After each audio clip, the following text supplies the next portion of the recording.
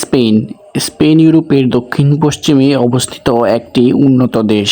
এর পাশেই রয়েছে পর্তুগাল, ফ্রান্স, অ্যান্ডোরা এবং জিব্রাল্টার। এছাড়াও আফ্রিকা মরক্কোর সঙ্গে স্পেনের বিশেষ সীমান্ত রয়েছে। বর্তমানে ২০২৬ সালে তাদের প্রচুর শ্রমঘাটতি রয়েছে, তাই তারা তাদের শ্রমঘাটতি পূরণ করার জন্য বিশ্বের অন্যান্য দেশ থেকে প্রচুর কর্মী নিয়োগ দেওয়ার সিদ্ধান্ত নিয়েছে। আজকের ভিডিওতে আমরা মূলত আলোচনা করব স্পেনের প্রথম দিন থেকে কার্ড হওয়া পর্যন্ত কি করণীয়, এ টু জেড বিস্তারিত জানতে পারবেন। আসসালামু আলাইকুম প্রিয় দর্শক।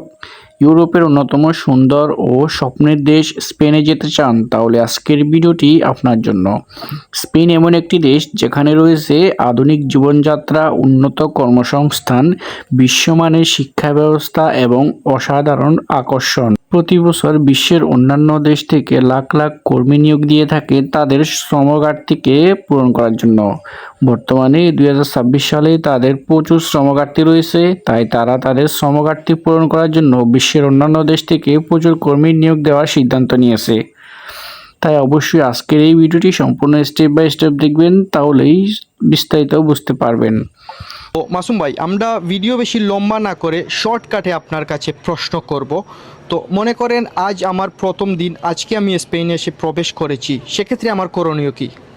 যেহেতু এই মুহূর্তে আপনি স্পেনে প্রবেশ করেছেন, সর্বপ্রথম আপনার কাজটা হলো ঘরের অ্যাড্রেস করা, এমপাদ্রোনামিয়েন্তো করা। তো ভাই মনে করেন আজ আমি প্রথম দিন এসেছি, আমি এমপাদ্রোনামিয়েন্তো করব। এখন এমপাদ্রোনামিয়েন্তো করতে কি আমার অরিজিনাল পাসপোর্ট লাগবে?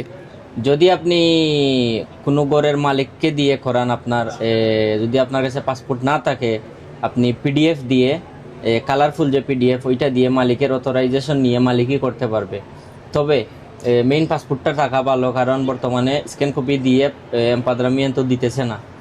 তো এখন মনে করেন ভাই, আমি প্রথম দিন আসার পর আমি কারো গড়ে বা কোথাও আমি অ্যাড্রেস পেলাম না, তো সেক্ষেত্রে আমার করণীয় কি? সেক্ষেত্রে করণীয়, আপনি এই প্রথম দিন ঢুকার পরে যখন আপনি এমপাদ্রোমিয়েন্তো পাবেন না কারো কাছে, আপনি চলে যাবেন সোজাসুজি একটা অ্যাপয়েন্টমেন্ট নিয়ে আয়দামেন্ট অফিসে যাওয়ার পরে আপনার যদি পাসপোর্ট থাকে আপনার কাছে, আপনি সরাসরি রেড ক্রসে আপনি অ্যাপ্লাই করতে পারেন সরকারি গড়ে? জি, সরকারি। তো এতটুকুই আমরা ধারণা পেলাম, যদি কারো গড়ে বা আত্মীয় স্বজনের গড়ে আমরা এমপাদ্রোনামিয়েন্তো করতে পারি, করলাম। আর যদি আমরা না পাই, সেক্ষেত্রে আমরা সরকারি গড়ে, এটাকে বলা হয় সিন ডোমিসিলো, সেই গড়ে আমি করতে পারবো। তো এটা গেল ভাই আমার প্রথম ধাপ। মনে করেন আমার এমপাদ্রোনামিয়েন্তো হয়ে গিয়েছে, তারপর আমার করণীয় কি? তখন ধরেন আপনার এমপাদ্রোমিয়েন্তো হয়ে গেছে, তখন আপনি চলে যাবেন মেডিকেলে। আপনার নিকটীয় স্থানে যেখানে আপনি এমপাদ্রোমিয়েন্তো করবেন, তার আশেপাশে আপনি খোঁজ নেবেন কোন মেডিকেল দ্বারা আপনার এমপাদ্রোমিয়েন্তো দিয়ে আপনি মেডিকেল কার্ডটা করতে পারবেন। তখন হসপিটাল চলে যাবেন, আপনি অ্যাপ্লাই করে আসবেন মেডিকেল কার্ডের জন্য।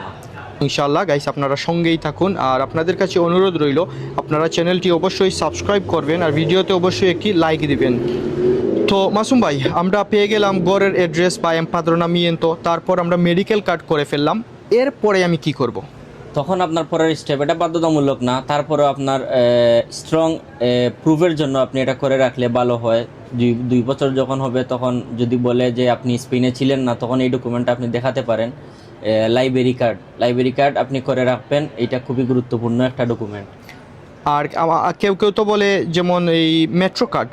যে মেট্রো কার্ডই সেম, এটা এত ইমার্জেন্সি না, তবে করে রাখলে ভালো। আপনার যদি কখনো চায় প্রুফ দেখান আপনি যে স্পেনে 2 বছর ছিলেন, বা আপনি এমপাদ্রোমিয়েন্তো করে স্পেনে ছিলেন না, তখন আপনি ওইটার স্ট্রং একটা ডকুমেন্ট দেখাতে পারলেন, আর কিছু না। ওকে, আমি ধরেন আমি লাইব্রেরি কার্ড এবং মেট্রো কার্ডও আমি করে ফেললাম, তো এর পরবর্তীতে আমি কি স্টেপ অনুসরণ করতে পারি? তখন আপনি কাজকাম করবেন, বিভিন্ন জায়গায় কাজকাম করবেন। তখন যখন আপনার 2 বছর হওয়ার 1 মাস বাকি বা 1.5 মাস বাকি, তখন আপনি বাংলাদেশে একটা পুলিশ ক্লিয়ারেন্স আপনি জমা করবেন, কারণ পুলিশ ক্লিয়ারেন্স আসতে 1.5 থেকে 2 মাস সময় লাগে। মাসুম ভাই, আমি মনে কষ্ট নিবেন না, আমি কথাটা কেটে ফেলি। তো প্রথমে তো আমরা গড়ের অ্যাড্রেস, তারপর মেডিকেল কার্ড, তারপর হচ্ছে লাইব্রেরি কার্ড, মেট্রো কার্ড, যা যা করার করে ফেললাম।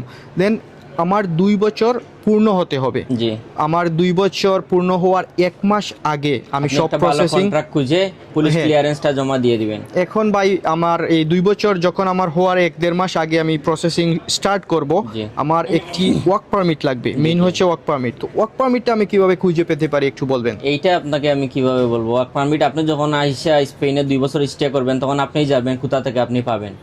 তো আমি যখন আপনি কারো ভালো কাছ বুঝবেন। থেকে ওয়ার্ক পারমিট নিব, আমি যতটুকু জানি ভাই আমার ওয়ার্ক পারমিট নিতে গেলে তো বিনিময়ে টাকা পয়সা লাগে। জি, জি। তো এই বিষয়ে একটু বলবেন, যখন আমার 2 বছর কমপ্লিট হবে একটি ওয়ার্ক পারমিট নিতে একটি ধারণা দিবেন যে আমার কত টাকা লাগতে পারে? ভাই এক দোকানে এক রেট, এটা আমি মানে ক্লিয়ার করে বলতে চাই না, তবে আপনি একটা বাজেট রাখতে হবে 7 থেকে 8,000 ইউরো। মানে 7 থেকে 8,000 ইউরো আমার জি। 2 বছর পূর্ণ হওয়ার কয়েক মাস আগে আমি রেডি করতে হবে এই ওয়ার্ক পারমিটের জন্য। তো আমি একটি দোকান থেকে বা একটি রেস্টুরেন্ট থেকে আমি ওয়ার্ক পারমিট কনফার্ম করে ফেললাম, জি। তারপরের স্টেপ আমার কি? তখন আপনি কন্ট্রাক্ট ফাইনাল করার পরে আপনি পুলিশ ক্লিয়ারেন্সটা জমা দিবেন বাংলাদেশের এমবেসিতে, অথরাইজেশন সহ একটা পুলিশ ক্লিয়ারেন্স আপনি বা জমা করবেন। যতটুকু শুনলাম এখানে অনেক এজেন্সি আছে, তাদের জি। মাধ্যমেও তাদের মাধ্যমে আপনি পুলিশ দিতে ক্লিয়ারেন্স। পারেন, বা আপনি নিজে নিজে পারলেই ভালো হইছে। লোকাল পুলিশ ক্লিয়ারেন্স না, ওইটা আবার ওইটা আপস্ত। জি, আপস্তিয়া করা লাগে। তারপর আমার পুলিশ ক্লিয়ারেন্স রেডি, তারপর আমার আর কি লাগবে? তখন আপনি যখন পুলিশ ক্লিয়ারেন্সটা চলে আসলো, তখন Original যদি আপনার passport? সময় 2 বছর হয়ে যায়, আপনি সরাসরি একটা চিঠা নিয়ে চলে যাবেন আয়দামেন্ট অফিসে। অফিসে যাওয়ার পরে আপনি এই যে 2 বছর স্টে করেছেন, 2 বছর হয়ে গেছে আপনার, তার একটা স্টোরি তুলে আনবেন, পুরা 2 বছরের একটা মানে history। আমি যে স্পেনে 2 বছর ছিলাম এটার একটা স্টোরি তুলতে হবে আয়োজমেন্ট অফিস থেকে। জি, তো আমার পাসপোর্ট আছে, আমার ওয়ার্ক পারমিট আছে। পাসপোর্ট নিয়ে যাবেন শুধু, আর একটা পাদ্রনের একটা কপি নিয়ে যাবেন। বলবেন গিয়ে যে আমাকে 2 বছরের স্টোরি দাও, ওরা দিয়ে দিবে। তো আমার 2 বছরের স্টোরি এবং আমার অরিজিনাল পাসপোর্ট এবং ওয়ার্ক পারমিট জি। এবং পুলিশ ক্লিয়ারেন্স নিয়ে আমি যে কোনো উকিলের কাছে গিয়ে আমার পেপারসের জন্য আমি আবেদন করতে পারবো। জি, তো 250 থেকে 300 ইউরো ফি নিবে, আপনারা উকিলের কাছে জমা করতে পারবেন। তো এইগুলা ডকুমেন্ট নিয়ে যখন আমি উকিলের কাছে যাব আমার 250 ইউরো সামথিং আমার ফি লাগবে। জি, তো যখন আমি সব কিছু সাবমিট করে আসবো আমার কতদিন সময় লাগতে পারে পেপারস বা আমি কার্ড পাইতে পাইতে কতদিন সময় লাগতে পারে? মিনিমাম 5 থেকে 6 মাস লাগতে পারে কার্ড হাতে আসার আগ পর্যন্ত। ফিঙ্গার দিয়ে কার্ড পাওয়া পর্যন্ত আমার 5 থেকে 6 মাস লাগতে 5 পারে। থেকে 6 মাস। তো ইন টোটাল আমার 2 বছর হচ্ছে স্পেনে স্টে এবং কার্ড হাতে পাইতে পাইতে আরো 6 মাস। তো সামথিং আমার টোটাল 2.5 বছর সময় লাগবে। যে স্টেপে আমি বলেছি, যদি এই স্টেপে সরাসরি আপনি যান, আপনার 2 বছর থেকে 2.5 বছর সময় লাগবে আপনি কার্ড হাতে পাওয়ার আগ পর্যন্ত। তো দর্শক আমরা মোটামুটি একটি ধারণা পেয়ে গেলাম স্পেনে প্রথম দিন থেকে একদম কার্ড পাওয়া পর্যন্ত কি কি অনুসরণ করতে হবে। এটি একটি বেসিক ধারণা আপনাদেরকে দিলাম। অনেকেই আমাদেরকে বিভিন্ন প্রশ্ন করেন, তো আমরা সব প্রশ্নের তো আর উত্তর দিতে পারি না, এই জন্য পুরো একটি ভিডিওতে আমরা বেসিক ধারণা দেওয়ার চেষ্টা করলাম। তো গাইস আপনাদের কাছে রিকোয়েস্ট রইবে আপনারা অবশ্যই ভিডিওতে একটি লাইক দিবেন আর চ্যানেলটি সাবস্ক্রাইব করবেন। আর কে কি জানতে চান আপনারা অবশ্যই কমেন্ট করবেন, আমরা উত্তর দেওয়ার চেষ্টা করব।